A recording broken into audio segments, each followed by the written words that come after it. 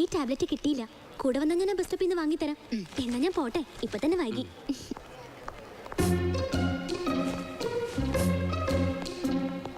എത്ര നാളായി അസുഖം തുടങ്ങിയിട്ട്? ഈ അസുഖം?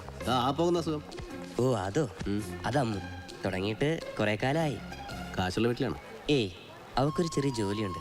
കിട്ടുന്ന ശമ്പളവും ആരോടൊക്കെ കടം വാങ്ങിയ പണമെല്ലാം ഇവിടെ കൊണ്ടുവന്ന് ചിലവാക്കുക. ഞാനിവിടെ നിലനിൽക്കുമെന്ന് ഒരുറപ്പുമില്ല. അതുകൊണ്ട് തന്നെ പലവട്ടം ഞാൻ പറഞ്ഞതാ വിട്ടിട്ട് പൊയ്ക്കോളാൻ. പക്ഷേ കേൾക്കണ്ടേ.